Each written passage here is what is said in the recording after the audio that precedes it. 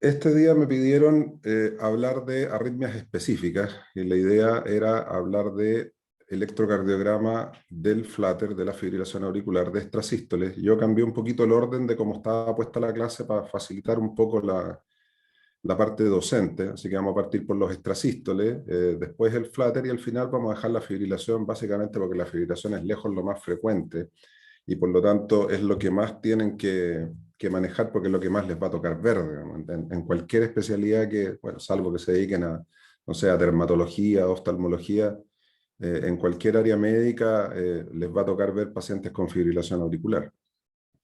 Entonces, espérate. Ahí, ya. No tengo ningún conflicto de interés y vamos a partir entonces con algunos recuerdos. Yo sé que esto ya lo vieron, pero es importante cuando uno va a hablar de anormalidades, tener un pequeño recordatorio de qué es lo normal. El electrocardiograma sabemos que es una representación gráfica del corazón en tiempo real, en función de tiempo, se obtiene de la superficie corporal. Y este electrocardiograma normal va a depender de la activación que tenemos en el corazón y por lo tanto es predecible cuando se comporta como, comillas, Diosito lo hizo. Por lo tanto, sabemos que lo primero que se va a activar normalmente es la aurícula y eso nos va a generar la onda P. Después de eso vamos a tener la conducción desde la aurícula hacia el ventrículo y lo que dura eso es el segmento PR. Después de eso vamos a tener la activación ventricular en secuencia que nos va a generar el complejo QRS y posteriormente la repolarización o recuperación, si queremos llamarlo, de los ventrículos, que es básicamente el segmento ST y la onda T. Entonces, si nosotros recordamos nodo sinusal con sus complejos, sus potenciales de acción, recordemos que básicamente el nodo sinusal y el nodo auriculoventricular predominan los canales de calcio y por eso que estos potenciales de acción son un poquito diferentes y en el tejido miocárdico ventricular predominan los canales de sodio, por eso que los potenciales de acción son mucho más veloces en su inicio y tienen una forma un poquito diferente. Y esto va a ir reflejando, esta secuencia de activación normal va a ir reflejando lo que conocemos como el electrocardiograma. Nuestra onda P, nuestro PR, nuestro QRS, nuestro ST y nuestra onda T. Entonces, si nosotros tomamos un electrocardiograma común y corriente y vemos ahí las derivaciones que van a ser dependientes de los electrodos que ponemos dentro del cuerpo, vamos a poder ver si es que hay o no hay onda P, si estas ondas P están, por ejemplo, en el dedo largo, que lo ocupamos mucho para eso cuando vemos arritmia, si las ondas P están seguidas de QRS, si la distancia entre la onda P y el QRS es correcta y representa, se fijan acá, el inicio de aquí menos de un cuadradito grande, menos de 200, si los QRS son angostitos o están ensanchados, si después de los QRS el ST se ve, bueno, este es un electro, una persona joven, si ustedes ven hay un poquito de repolarización precoz, el ST está un poquito elevado, pero eso es normal porque es un electro de una persona joven, y que no tengamos prolongaciones del QT, que probablemente en alguna clase también han mencionado. Y si nosotros vemos que la distancia entre las P tiene una frecuencia adecuada, que posteriormente, después de cada P, hay un QRS, que el PR es normal, que el QRS es angosto, que la repolarización se ve, como nosotros decimos en cardiología, sanita, o sea, se ven las ondas T más o menos bien, entonces nosotros vamos a poder decir, ya, este es un electrocardiograma normal. Pero en las arritmias todo eso puede cambiar, porque el origen, ya sea auricular o ventricular, puede generar una arritmia de la aurícula, que vamos a ver ahora, FA, flutter o taquicardias auriculares, que no están metidas en esta clase, o eventualmente podemos tener un origen ventricular y generar taquicardias ventriculares. Podemos visualizar onda P o no. Esa onda P puede ser una onda P, comillas, normal y hacernos simular un ritmo sinusal, y a lo mejor si la miramos más en detalle podemos darnos cuenta que esa onda P no es tan normal y a lo mejor viene de otro sitio y podemos hacer el diagnóstico de una taquicardia auricular. O que la onda P tiene una forma un poco extraña, que no se ve como estamos acostumbrados a verla, y a lo mejor es porque hay una macro reentrada, como vamos a ver en un ratito más en la cosa de Flutter, o es una onda P desordenada que va cambiando por un ritmo multifocal, o a lo mejor es una fibrilación auricular que está simulando una onda P. Entonces, eso va a provocar que la secuencia de activación pueda cambiar de la aurícula, lo que normalmente sabemos que parte del lado derecho, que va hacia abajo, y a la izquierda, que es el ritmo sinusal normal, a lo mejor puede ser al revés, de izquierda a derecha en una taquicardia auricular, o de abajo hacia arriba en una taquicardia auricular, o que sea una macro reentrada, como es el flutter, que vamos a mencionar en un ratito, o que sea un ritmo auricular caótico, como en la fibrilación auricular.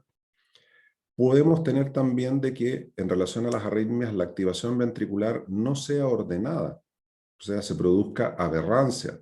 El paciente genera una arritmia a una frecuencia tan alta que el sistema excitoconductor no es capaz de conducir normalmente y se bloquea la rama derecha o la rama izquierda durante la arritmia, y cuando el paciente vuelve a ritmo sinusal a una frecuencia más baja, esa aberrancia, este bloqueo de rama frecuencia dependiente desaparece. Pero también podemos tener activación ventricular pura en una taquicardia ventricular, y eso puede significar que se activa de adelante, se activa de atrás, se activa de la punta, se activa del lado, dependiendo de la zona del ventrículo en donde parte esta taquicardia, y por lo tanto los vectores, que es este electrocardiograma, que es una suma de vectores, que normalmente sabemos que va hacia abajo y a la izquierda y de atrás hacia adelante, pueda cambiar completamente y darnos vectores completamente diferentes. Y lo otro que obviamente también vamos a ver en las arritmias, que esta frecuencia que consideramos normal, esto de tener el pulso entre 60 y 100, que no siempre es así, sabemos que una persona joven podría tener 50, 45 en una situación de reposo, y a lo mejor alguien un poquito que está estresado, que está en algún problema, puede tener más de 100, pero esos pulsos que consideramos en arritmias van a estar evidentemente distintos, y la mayoría de las veces en estas arritmias, tanto fibrilación y flutter, son arritmias en general rápidas, y la mayoría de las veces los pacientes van a estar sobre 100, salvo excepciones que vamos a mencionar. En el caso de los extrasístoles, la frecuencia tiende a engañarnos y muchas veces parece que el paciente tuviera una frecuencia menor de la real, y ya se los voy a mencionar cuando veamos los ejemplos de electrocardiograma de por qué se produce esto.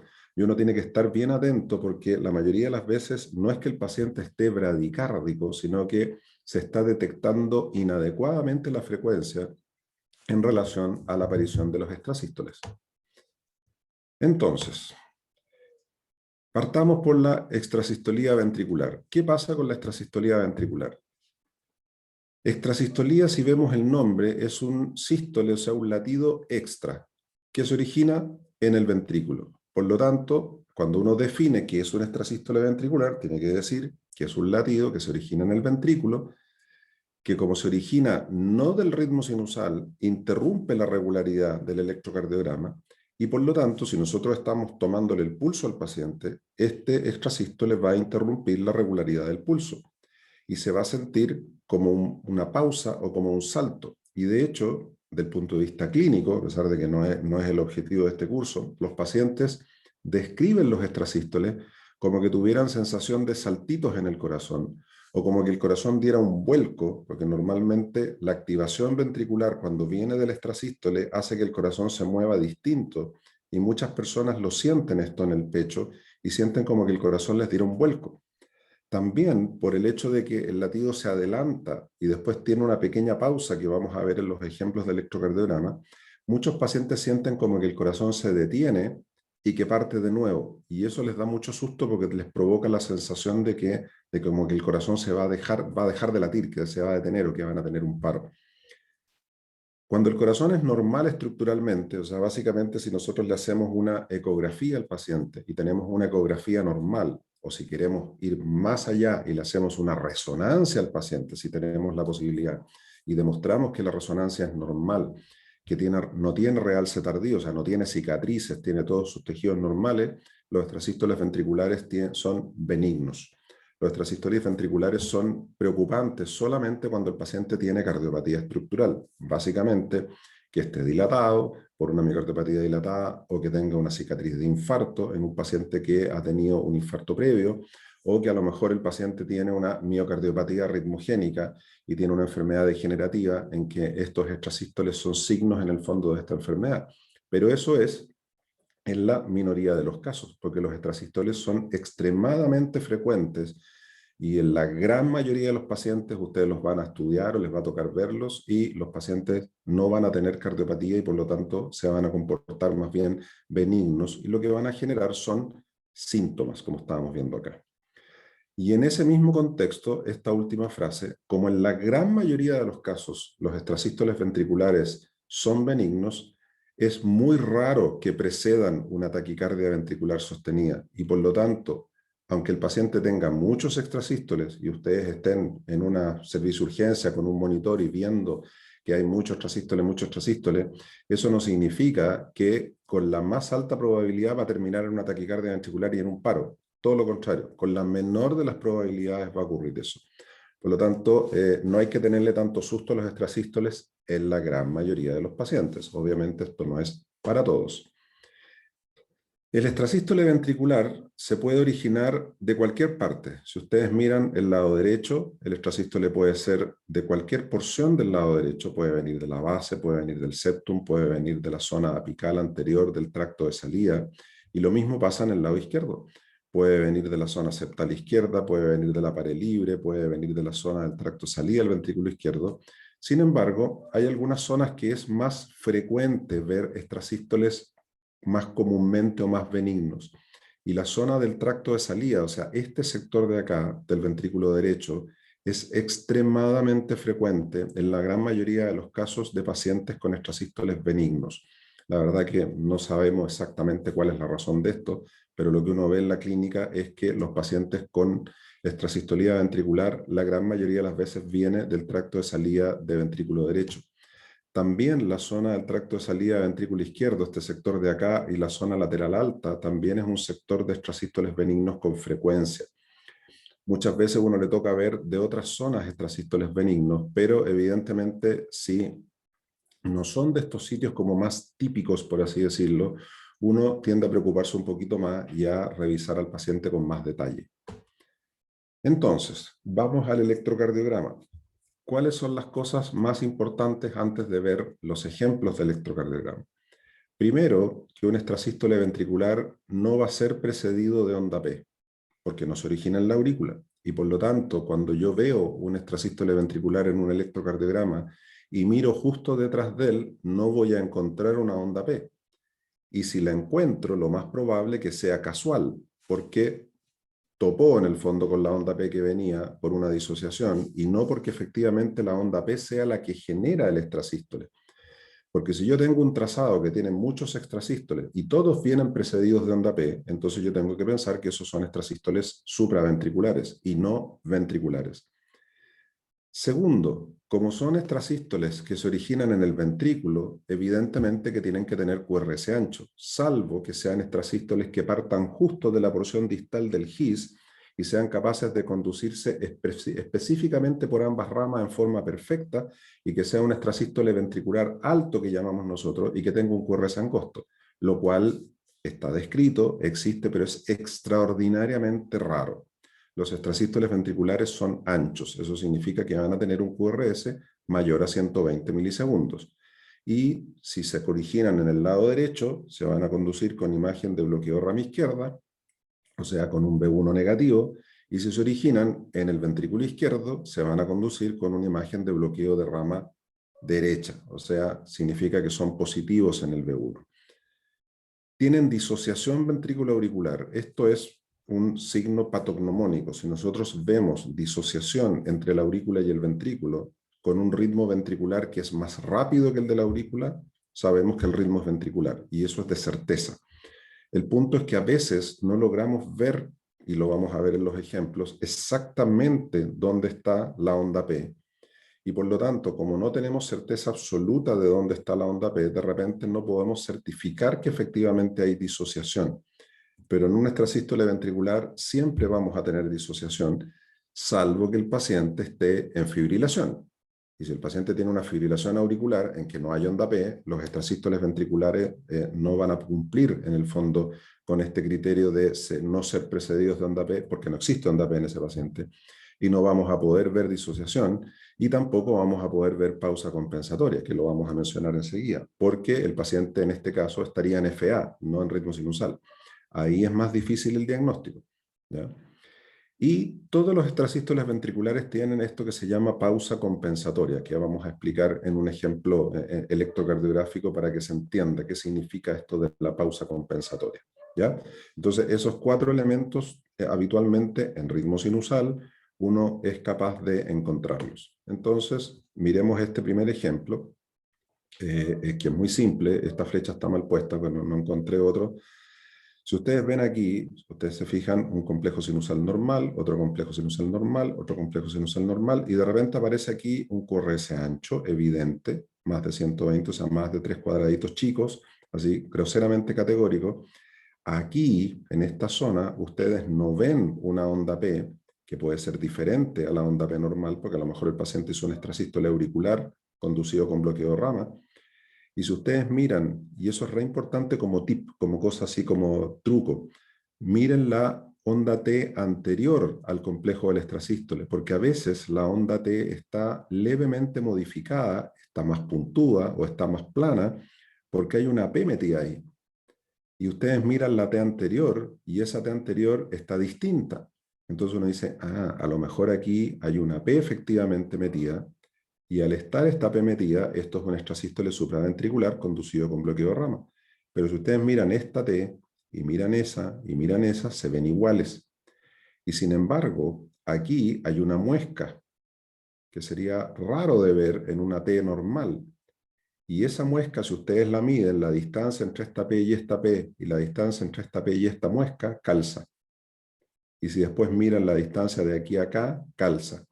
Entonces uno dice, esto es la P sinusal, porque el extrasístole ventricular, como se origina en el ventrículo, habitualmente no es capaz de llegar de vuelta a la aurícula con conducción retrógrada y por lo tanto no resetea el nodo sinusal. Y eso significa que el nodo sinusal va a volver a descargar según la frecuencia que tiene en el momento que le corresponde. Y como obviamente el His-Purkinje y el ventrículo están refractarios por el extrasístole, esa P no se va a conducir y vamos a tener una P que está disociada del complejo ventricular. Eso es lo que es la disociación. Si ustedes miran acá, ven lo mismo. Aquí está el complejo PQRS normal. Tenemos nuestro extrasístole, tenemos que aquí no vemos nada. Esta T se ve muy parecida a las anteriores, por lo tanto no hay una P aquí metida escondida, así como les decía yo recién. El complejo es ancho y estamos viendo aquí esta muesca que corresponde en distancia a la P que debiera estar, pero que no se conduce de un QRS porque está refractario por el extrasístole. Entonces, ahí estamos viendo lo que es la disociación. ¿Qué significa esto de la pausa compensatoria? La pausa compensatoria es básicamente el comportamiento normal del sistema excitoconductor en relación a lo que les dije recién. Como el extrasístole ventricular que vemos acá habitualmente activa los ventrículos y por lo tanto genera un latido, pero no es capaz de conducirse retrógradamente hacia la aurícula y por lo tanto no resetea el nodo sinusal. Eso significa que, como les decía recién, la onda P va a estar en el momento que corresponda. Si vemos esto aquí, y vemos esto acá, y vemos esto acá, vamos a ver que esta P que está metida aquí entre medio está donde debiera caer. Pero habitualmente el extrasístole se adelanta. Y el extrasístole al adelantarse deja después un espacio hasta la siguiente P que tiene que caer donde corresponde según el automatismo que el paciente tenga en ese momento.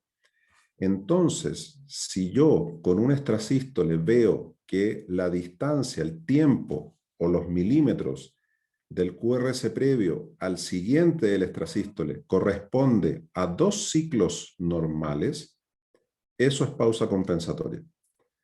Porque aquí viene el siguiente, aquí viene este, que es el que no se conduce por la refractariedad, aquí viene el siguiente, aquí viene el siguiente, y por lo tanto, este espacio va a ser exactamente el doble del previo basal.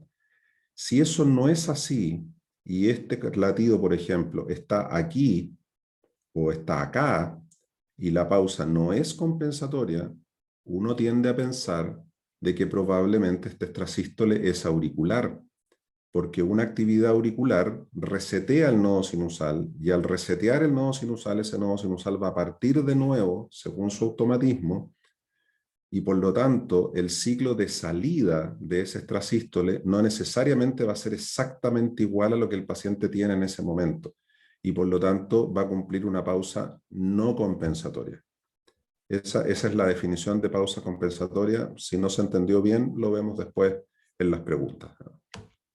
Entonces veamos ejemplos estándar. Aquí tenemos un electrocardiograma de un paciente común y corriente, y vemos que este electrocardiograma con complejos sinusales, como ustedes ven acá, que se ven ahí normalitos, con un PR normal, un QRS angosto, está interrumpido por estos latidos, que son obviamente completamente diferentes y que son anchos. Entonces uno dice, ya, tiene latidos que se adelantan, extrasístoles, o que están antes de lo que correspondería. Por ejemplo, estamos viendo que esto no viene aquí justo al medio, o sea, no está ahí, el extrasístole se adelanta, y se ven más anchos. Entonces ya hay un latido que se ve más ancho, y miramos la T, si ustedes se fijan acá, esta T, que está interrumpida por el extrasístole, se ve bastante parecida a esa. Por lo tanto, uno no puede decir que aquí no parece haber una onda P, entonces dice, no es precedido de onda P, es ancho. Y además, si ustedes se fijan acá abajo, esto se ve bien puntudo en esa zona, y no es exactamente igual acá, ¿se fijan? Entonces da la sensación de que ahí hay una P metida. Si la medimos, se van a dar cuenta que es exactamente igual. Pero puede que no. Asumamos que no la vemos esa P. Tenemos latido ancho, no tiene P precedida, y si medimos esta distancia y medimos esta distancia, nos vamos a dar cuenta que es igual. Entonces el latido tiene pausa compensatoria. Entonces es ancho, no se le ve onda P previa, tiene pausa compensatoria, entonces esta cuestión es ventricular. Después nos vamos a ver cosas más específicas, se las voy a decir muy sencillo porque no es el objetivo de este curso. Miramos el V1, y si ustedes se fijan, el V1 es positivo del extrasístole. Entonces eso significa que tiene una imagen tipo bloqueo rama derecha. Por lo tanto, ya es un extrasístole que viene del ventrículo izquierdo y tiene la pared inferior positiva. Por lo tanto, viene de la parte alta del ventrículo izquierdo porque el vector va hacia abajo. Y el ABL, que es del lado izquierdo, es negativo, si ustedes se fijan acá. Y el D1, que también es del lado izquierdo, también es negativo. Entonces, de la cara lateral alta del ventrículo izquierdo. Y se fijan qué elegante, es decir, mira, tengo un paciente con un extrasístole en la cara lateral alta del ventrículo izquierdo. Y eso todo lo vieron mirando unas pocas derivaciones. Acá tenemos un trazado monitor. En un trazado monitor, o de Holter, por ejemplo, canal 1, canal 2, no vamos a tener las 12 derivaciones. Por lo tanto, al no tener las 12 derivaciones, no podemos hacer el diagnóstico exacto de lo que significa para el paciente tener un extrasístole el lado izquierdo, el lado derecho, si viene de arriba o viene de abajo. Aquí vemos un PR un poquito largo, vemos un complejo normal, y vemos estos complejos, en este caso son dos, y en el canal 1 tienen una forma parecida, pero en el canal 2 se ven distintos. Uno se ve negativo, el otro se ve positivo. Pero son anchos. Si ustedes miran acá, no se ve onda P que lo preceda, y al no verse onda P que lo preceda, ser anchos, parece que fueran ventriculares, y si miramos la distancia acá y la distancia acá, vamos a ver que tienen pausa compensatoria, y por lo tanto corresponden, en este caso, a un extrasístole ventricular doble. Si vemos este otro ejemplo, fíjense aquí lo mismo, complejos anchos, la onda T se ve más o menos parecida, y aquí hay una muesca en la T de este extrasístole que corresponde a la P, o sea, hay disociación, y si vemos la distancia acá de esto con la distancia de esto, vamos a ver que corresponde a 2, pausa compensatoria, extrasístole ventricular. Y esto es lo que más le tiene susto a la gente, cuando el paciente tiene esto que se llama bigeminismo ventricular, o sea, uno normal, extrasístole, uno normal, extrasístole, uno normal, extrasístole, y así sucesivamente. Esto, honestamente, no tiene más riesgo que los extrasístoles aislados frecuentes, pero se ve feo, ¿ya? Y esto no significa que el paciente vaya a caer en fibrilación ventricular o en taquicardia ventricular sostenida. Hay muchos pacientes que andan dando vueltas en la calle con esto, con este bigeminismo ventricular, y no les confiere un riesgo especial. Entonces, vamos al flutter. Después, si hay dudas, vemos si podemos responder algunas en las preguntas. El flutter, por definición, es una macro reentrada dentro de la aurícula y que puede comprometer cualquier porción de las aurículas. ¿Qué significa eso? Que podemos tener un flutter del lado izquierdo, podemos tener un flutter del lado derecho, podemos tener un flutter de la parte alta, podemos tener un flutter de la parte baja o del septum, de cualquier zona. Pero el punto es que esto, como es una macro reentrada, genera un frente de activación que es estable en el tiempo, lo que significa que siempre gira en la misma zona, y lo que nosotros vemos en la aurícula es siempre igual, y el ciclo auricular suele ser entre 200 y 300 milisegundos. Lo más común es que sea entre 200 y 240, pero si el paciente está tomando medicamentos como amiodarona o flecainide propafenona, que son bloqueantes de canales de sodio, pueden tener un ciclo mucho más lento y acercarse a los 300 milisegundos. Lo más común en el flutter que llamamos típico es que el circuito sea antihorario, o sea que gire contra los punteros del reloj en la aurícula derecha. Y eso va a generar en el electrocardiograma estándar una onda F que se llama, porque onda F de flutter, que es negativa en la pared inferior, ya se las voy a mostrar, y que es positiva en el V1. Es una arritmia que tiende a ser muy estable en el tiempo, o sea, los pacientes entran en flutter y la mayoría de las veces se quedan pegados, y se pueden quedar pegados horas o días, meses, años, dependiendo si uno no hace nada, y en general cuesta frenarlo. El flutter tiende a tener una respuesta ventricular elevada, o sea, pulsos altos en la gran mayoría de los casos. Entonces, si vemos el corazón del lado derecho y abrimos la aurícula, ustedes van a ver que el flutter normalmente gira hacia arriba por el septum interauricular, entra a la crista terminalis, que es esta porción como una especie de tendón que separa la aurícula anterolateral de la aurícula posterolateral, y baja hacia acá, hacia la zona del istmo cavo-tricuspidio, que es este pedazo entre la tricúspide y la entrada de la vena cava, para volver a girar así permanentemente. Y si lo miramos en un electrocardiograma, ustedes se van a dar cuenta que miren este dedo largo y miren esta porción, la zona de las aurículas. Si ustedes se fijan aquí, hay como una zona ondulada, ondulada, ondulada, ondulada, ondulada, que si uno le cortara los QRS para arriba, verían como una especie, como dicen los libros, de serrucho. Y si yo miro esto, esto tiende a ser negativo en la pared inferior y tiende a ser puntas positivas en el V1. Eso es un flutter típico. Lo más común es que el flutter se conduzca 2:1, porque habitualmente tiende a estar a 300 en la aurícula, y ustedes van a ver una respuesta ventricular, se fijan aquí, a 2 cuadraditos grandes, a 150 por minuto, la mayoría de las veces con complejos angostos, salvo que el paciente tenga un bloqueo rama de previo o que tenga una aberrancia. Si vemos este otro ejemplo, fíjense lo que yo les decía, si vemos la distancia aquí entre la punta a la siguiente punta, son como 240 milisegundos, o sea, un cuadrado grande más uno chiquitito.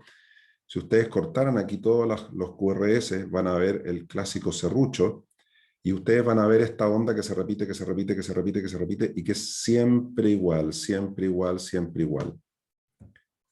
A medida que el flutter se bloquea más, ya sea porque espontáneamente se bloquea o ustedes le pusieron medicamentos para bloquearlo, evidentemente que estas ondas son mucho más fáciles de ver. Si vemos este flutter que está 4x1 a una frecuencia mucho más lenta, logramos ver aquí el serrucho mucho más claramente. Y ustedes van a ver que no hay una onda P, no hay una isoeléctrica aquí, que es lo característico cuando hay ritmo sinusal, o un ritmo auricular, en que uno ve una activación de la aurícula, una isoeléctrica, otra activación de la aurícula.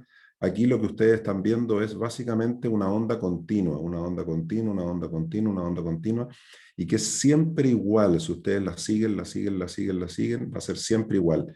Eso es flutter, eso es macro reentrada. Se fijan, negativo en la pared inferior, positivo en B1, serruchito característico, flutter de aspecto típico. Otro ejemplo, este es de un Holter, en que ustedes pueden ver distintos grados de bloqueo, lo que significa que el flutter no siempre se va a bloquear igual y puede dar una pequeña irregularidad, pero como el bloqueo siempre va a ser a múltiplos del ciclo basal del flutter, si ustedes miran los ciclos largos y miran los ciclos cortos tienden a ser iguales y los ciclos largos iguales. Y a eso es lo que le llamamos que el flutter es regularmente irregular. porque puede ser irregular cuando tiene respuesta variable, pero los ciclos tienden a ser múltiplos del ciclo basal, por lo tanto tienden a respetarse. Y eso lo diferencia categóricamente de la fibrilación auricular que vamos a hablar en unos pocos minutos. Aquí tenemos otro ejemplo, un flutter bloqueado. Este enfermo está mucho más bloqueado, tiene mucho medicamento, y ustedes ven hartos ciclos de esta ondita continua. Si ustedes la miran aquí en el dedo largo, se fijan, son todas iguales, una con respecto a la otra, y no se ve isoeléctrica, uno no sabe dónde empieza y dónde termina. Entonces ahí uno sabe que hay una macro reentrada en la aurícula que está girando siempre igual. Y si vemos que es como serruchito, negativa en D2 y positiva en B1, entonces sabemos que esto con altísima probabilidad es un flutter antihorario de la aurícula derecha, que es el flutter de aspecto típico, como les decía recién. Pero si uno mira esto y dice, wow, ¿qué es esta cuestión? Complejos anchos, súper rápido, necesito una taquicardia ventricular. Esto es lo que nosotros llamamos un flutter con conducción 1 por 1. Y si ustedes miran acá, el ciclo es como 280, casi 300 milisegundos. Este es un paciente que estaba con medicamentos, que enlenteció el ciclo del flutter, y al enlentecer el ciclo del flutter, facilitó la conducción en el nodo, y hizo que el flutter, en vez de conducirse un poco más lento, se condujera muy rápido. Y al conducirse tan rápido, el paciente hizo bloqueo de rama, en este caso un bloqueo de rama izquierda, y esta cosa bastante espantosa, que parece una taquicardia ventricular, es un flutter con conducción 1:1, que es bastante infrecuente, pero que la mayoría de las veces cuando uno lo ve, el paciente llega en general con compromiso hemodinámico por la gran frecuencia de esta taquicardia. Si nosotros vemos un paciente con marcapasos, que es otro concepto re importante, los marcapasos regularizan la respuesta ventricular. Si ustedes miran acá los complejos, esto no tenía un ejemplo, así que lo saqué de Cardioteca. Si ustedes miran acá, el marcapaso va a tener siempre la misma frecuencia, pero de base el paciente sigue estando en flutter. Por lo tanto, uno debe explicarle a los pacientes que si el paciente uno le pone un marcapaso, claro, ya no va a tener palpitaciones, ya no va a sentir pulso irregular, pero su arritmia sigue estando debajo. No hemos tratado la arritmia, lo que estamos solucionando es la respuesta ventricular. Y eso significa que un paciente puede tener perfectamente un flutter o una fibrilación bloqueada con marcapaso, tener un pulso perfectamente regular, pero seguir estando con la arritmia debajo, cosa que electrocardiográficamente es tremendamente importante. En este otro ejemplo vemos lo que llamamos un flutter atípico. Vemos una onda de flutter que en la pared inferior no es negativa, es positiva, que es como un sinusoide. También es positiva en B1, si ustedes se fijan, no es el serrucho característico. Este es un flutter de aurícula izquierda, que es un flutter diferente, es bastante menos común y depende mucho de si el paciente tiene alteraciones estructurales en la aurícula, por ejemplo, es un paciente mitrálico, reumático, o es un paciente con una miocardiopatía dilatada que tiene una aurícula izquierda gigante, podría eventualmente tener un flutter de aspecto atípico. Y estos flutteres atípicos en general es más difícil controlarlos desde el punto de vista farmacológico y desde el punto de vista del control de frecuencia, habitualmente. Las pistas electrocardiográficas, como estábamos conversando recién, entonces, en un flutter típico, si nosotros vemos un electrocardiograma a 150 por minuto, que es regular y que tiene complejo angosto, y que no le vemos onda P categóricamente, uno puede pensar en una taquicardia paroxística o en un flutter, pero a 150 por minuto es más probable que sea un flutter. Si es 180, 200 por minuto, es más probable que sea una taquicardia paroxística. En la otra pista es que el ciclo auricular va a ser siempre igual, no se distingue una isoeléctrica, lo que les decía yo, ustedes siguen el ciclo, siguen el ciclo, siguen el ciclo, y va a ser siempre igual, macro reentrada. La respuesta ventricular puede ser, como les decía, regularmente irregular. ¿Qué significa eso? De que puede que el pulso no sea perfectamente parejo, pero cuando miramos el electrocardiograma, los ciclos cortos o largos se tienden a repetir, no son caóticos como en la fibrilación auricular.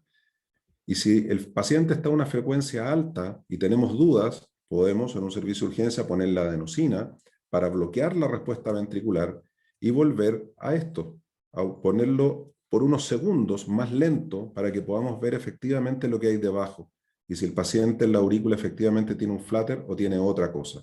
Por lo tanto, poner una adenosina que no va a tener un efecto hemodinámico negativo por la corta acción que tiene, nos puede a veces desenmascarar un electrocardiograma difícil y mostrarnos si efectivamente debajo el paciente tiene un flutter o a lo mejor tiene otra arritmia diferente. ¿Qué pasa con la fibrilación auricular?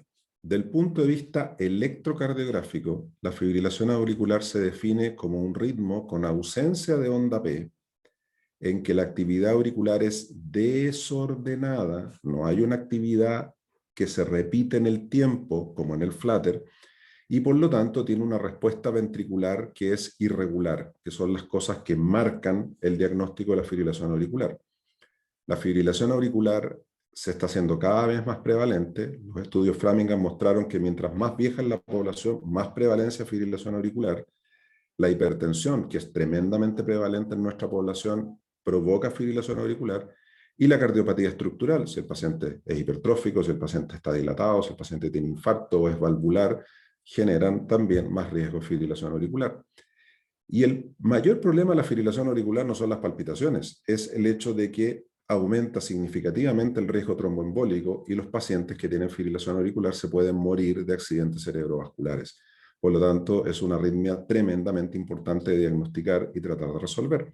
El flutter también tiene riesgo de enfermedad tromboembólica, pero es mucho menos frecuente desde el punto de vista poblacional que la fibrilación auricular. Lo que todos conocemos en el ritmo sinusal, sabemos que la actividad parte del nodo sinusal, se transmite ordenadamente hacia las aurículas y por lo tanto vamos a tener una onda P que se va a repetir en el tiempo con una isoeléctrica en la base entre cada activación auricular y el resto del sistema se comporta en relación a esto, la conducción AB, el QRS, la repolarización.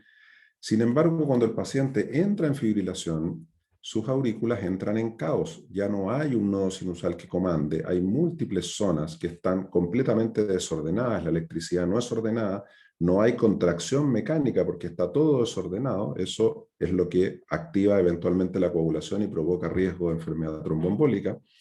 Y el nodo AB está siendo bombardeado en forma absolutamente desordenada y por lo tanto va a responder según se vaya recuperando su repolarización. Y por eso que la respuesta ventricular es desordenada, que son las características de la fibrilación auricular. Entonces, si nosotros vemos un ritmo auricular en que no hay una onda P, en que se ve desordenado y en que los RR son irregulares, eso da el diagnóstico electrocardiográfico de fibrilación auricular. Y si nosotros no tenemos un registro electrocardiográfico con esto, no podemos decir que un paciente tiene fibrilación auricular. Solo la toma de pulso irregular no hace diagnóstico, porque podrían ser extrasístoles, por ejemplo, y nosotros no los logramos identificar. Para hacer diagnóstico de fibrilación auricular tenemos que tener un registro electrocardiográfico, eso es fundamental. Aquí hay un trazado de monitor, si ustedes se fijan, la aurícula es desordenada, lo que vemos acá no es lo mismo que vemos acá, no es lo mismo que vemos acá, los RR son absolutamente irregulares, los cortos no son iguales, los largos no son iguales, que es lo que les decía yo del flutter, fibrilación auricular. En este otro ejemplo, aquí la mayoría de las personas cometen el error de decir, y miran eso y dicen, el paciente tiene flutter, porque ven unas ondas que se repiten en el tiempo. Pero si ustedes ven esto, y ustedes miran eso, ustedes miran esto, y ustedes miran esto, se van a dar cuenta que son todos distintos. ¿Se fijan? Miren cómo va variando. Acuérdense que cada 5 cuadrados hay 1 segundo. O sea, en 3 segundos, la morfología de la aurícula ha cambiado como 3 o 4 veces. Eso no es una macro reentrada estable, y aunque se vea como que parece un flutter, esto no es un flutter, esto es fibrilación auricular, porque está desordenada la activación de la aurícula. Y eso es tremendamente importante para no equivocarse en el diagnóstico de un falso flutter. Lo mismo acá, se fijan, miren eso y miren eso. Son completamente distintos. En 3-4 segundos la aurícula cambia constantemente de activación. Eso es desorden, eso es caos, eso es fibrilación auricular. Si vemos acá, si ustedes se fijan en el dedo largo, de repente parece que el paciente estuviera en silencio. Una línea muy finita, no se ve onda P, ¿se fijan? Acá se ve una pequeña activación como que eso fuera onda P, pero está irregular, no hay activación, esto también es fibrilación auricular. Si miran el B1, miren ahí, es lo que llamamos fibrilación auricular de onda fina, que a veces es tan finita la activación que pareciera que no hay nada y engaña como que el paciente estuviera en un silencio auricular. Pero si ustedes ven una respuesta ventricular que es desordenada, irregular, y eso es fibrilación auricular, igual que los ejemplos anteriores. Cuando la fibrilación auricular se acelera y la respuesta ventricular es muy rápida, tiende a engañar y decir, oh, esto es regular, esto no es fibrilación auricular. Si ustedes se fijan, miren aquí esta RR y miren SRR. Fíjense acá en este RR y fíjense en SRR o en SRR. Los tres son distintos. Esto es una fibrilación auricular con respuesta ventricular rápida. Mientras más rápida es la respuesta ventricular, el RR tiende a tener menor espacio y por lo tanto la fibrilación auricular tiende a regularizarse, pero nunca va a ser perfectamente regular. Por lo tanto, si ustedes lo miden con un compás o con una tirita de papel y hacen rayitas, van a ver que hay una pequeña variación, que hay una pequeña irregularidad y por lo tanto esta fibrilación auricular tan rápida es fibrilación auricular y no taquicardia ventricular. Si alguien les dice, no, es una taquicardia complejo ancho, esto es ventricular, usted le dice, no, oiga, mire esa diferencia, mire ahí, esto es irregular. Una taquicardia ventricular monomorfa no es irregular por definición, por lo tanto, si es irregular, es fibrilación auricular. Y conducida en este caso con bloqueo de rama izquierda, porque como es tan rápida la frecuencia, este paciente hizo lo que se llama aberrancia de conducción. Tenemos aquí otro ejemplo, si ustedes lo miran a vuelo pájaro, como dirían, no, se ve más o menos regular, pero claro, uno lo mira un poquito más fino y claramente se ve, se fijan los RR separados, los RR más juntos, o sea, está completamente desordenado esto, está un poquito menos rápida que el ejemplo anterior, este paciente está conduciendo normal, tiene un QRS angosto, no está con aberrancia, pero si uno mira la línea de base, categóricamente no se ve nada claro, entonces fibrilación auricular. Otro ejemplo, y ya estamos terminando para cumplir el horario. Aquí ustedes ven otro paciente con una fibrilación auricular más o menos rápida, está como a 130 por minuto aproximadamente. También tiende a verse medio ordenado, pero si uno mira con exactitud, los RR no son iguales. Se fijan, aquí está más separado, aquí están un poquito más juntos. Claramente no hay regularidad. Si uno mira la línea de base, en la línea de base no hay ondas P categóricas, sino que se ve una cosa así como media, ¿se fijan? Ondulante, y si uno mira esto, y uno mira eso, y uno mira eso, no se ven iguales. Bueno, aquí son derivaciones distintas, pero no se ve que haya una cosa que lo siga, y en este caso el paciente está conduciendo con imagen de bloqueo de rama derecha. En frente a frecuencias altas, los pacientes pueden bloquear tanto la rama derecha como la rama izquierda, que es lo que se llama aberrancia. Como puede que no la hagan y que el paciente conduzca hasta 150 por minuto con complejo angosto, como les mostré al principio. Es más común que por aberrancia, que es este bloqueo de rama frecuencia dependiente, se bloquee la rama derecha, porque la rama derecha tiende a tener un periodo refractario un poquito más largo que la rama izquierda.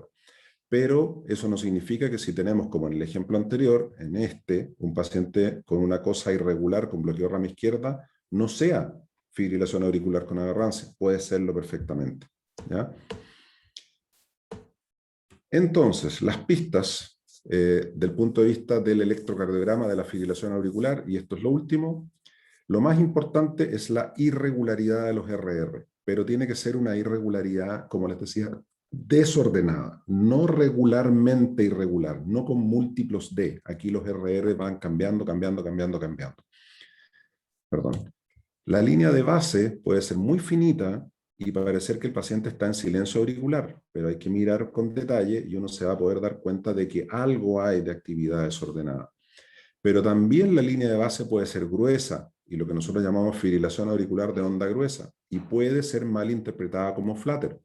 Pero, como les dije, si ustedes se fijan con detalle en una misma derivación y van viendo que esta cosa gruesa va cambiando en pocos segundos, eso no es flutter, eso es fibrilación auricular, y les va a dar el diagnóstico diferente entre una cosa y otra. Y esa es la última. Sí, y muchas gracias por su atención, y si me pasa un poquito, hace unos pocos minutos, les pido disculpas.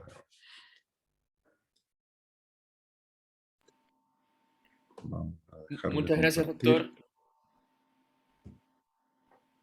No sé si tienen considerado tiempo de preguntas o... Sí, podemos responder un par de preguntas aún. No hay problema con eso.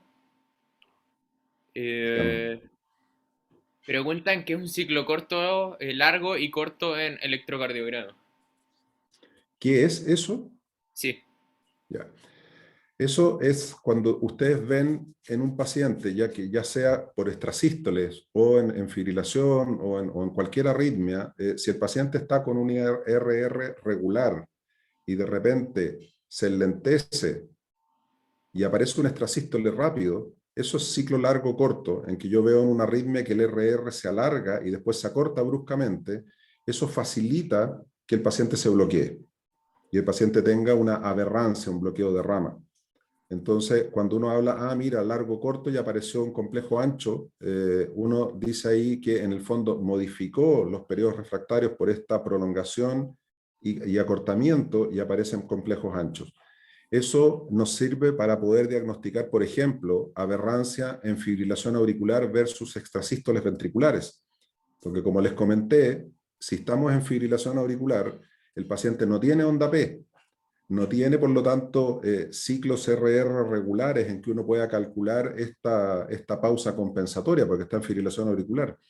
Entonces, ¿cómo me ayudo yo para poder saber si este complejo ancho es una aberrancia, un bloqueo de rama, o es un extrasístole ventricular del paciente?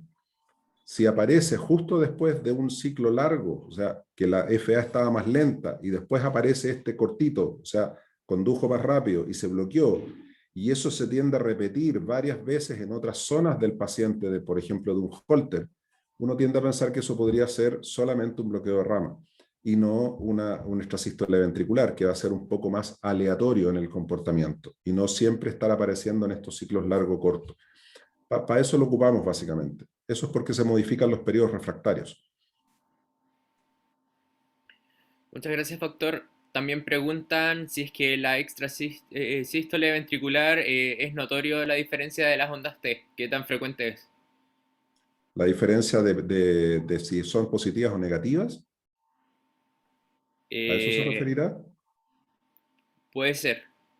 Lo que pasa es que hay una descripción clásica en que dicen que el extrasístole es ventricular cuando la onda T tiene una polaridad diferente a la R, y que por lo tanto si el extrasístole tiene una R que es positiva, la onda T tiene que ser negativa. Y si el extrasístole tiene una R que es negativa, la onda T tiene que ser positiva. La verdad que eso se cumple para algunos extrasístoles, pero hay ritmos ventriculares en que no se cumple a cabalidad esto de que haya diferencia de polaridad entre la onda R y la onda T. Por lo tanto, lo más importante es que uno cumpla lo que yo les comenté, o sea, que no haya onda P visible previo al latido, que el latido sea ancho, si yo veo que tiene pausa compensatoria y si veo que hay disociación entre las P y el complejo, más que la polaridad de la T con respecto a la R, porque eso no siempre es así en todos los casos. Perfecto. Preguntan qué es lo que provoca que el electrocardiograma se vea con ondas más altas y picudas en los jóvenes. Eso la mayoría de las veces es porque los jóvenes, como están más flacos, no son guatones como los adultos, tienen una caja torácica que habitualmente tiene un poco de menos masa muscular, tiene menos grasa, el corazón está un poco más cerca y por lo tanto los vectores se manifiestan más fácil. Y eso es lo que pasa también mucho en los niños. Los niños tienen a veces electrocardiogramas con ondas de muy alta polaridad y eso es básicamente porque el corazón es más grande en relación a la caja torácica y por lo tanto los vectores se registran como que estuvieran más cerca del corazón en vez de estar más lejos, y eso permite tener voltajes diferentes. Básicamente es eso, no tiene que ver, o sea, cuando uno ve un electrocardiograma y dice, oh, esto tiene hipertrofia, porque se ve muy grande, y uno mira que tiene 17 años, hay que mirar muy bien los criterios de hipertrofia porque puede ser que sea solo eso, y no que efectivamente el paciente tenga una masa ventricular aumentada y que estos complejos grandes sean por hipertrofia, sino que solamente porque es un cabro flaco y que tiene vectores más grandes, no es nada más. Claro. Y la última, por honor al tiempo, preguntan en extrasístole ventricular sobre la pausa compensatoria, si esta debe ser doble o basta con que sea múltiplo. Mm, Es que al decir múltiplo es lo mismo que sea doble. O sea, si tú tienes un ciclo de base a una cierta frecuencia y ese ritmo sinusal está ordenado, no es un ritmo sinusal con arritmia sinusal, porque si está con arritmia sinusal es muy difícil que tú calcules la pausa compensatoria, porque eso significa que el paciente va a tener ondas P a diferentes distancias porque está con arritmia sinusal. Pero si el paciente está con un ritmo sinusal estable, viene el latido ventricular y el siguiente va a ser exactamente 2 veces el ciclo previo.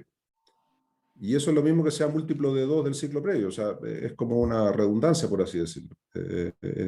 Tú lo calculas en el trazado, o tomas una hojita, mides 2 ciclos anteriores, lo ves en el siguiente y si cumple, entonces dices, ah, ok, esto es pausa compensatoria y esta cosa que está en el medio ancha, fea, es una extrasístole ventricular. Porque además no tiene onda P, porque además es ancho, todo lo que dijimos recién respecto a los criterios electrocardiográficos. Sí, claro, doctor. Muchas gracias por su participación, por su tiempo, por De apoyarnos a nada, las 9 de la mañana. espero que les haya gustado, un gusto.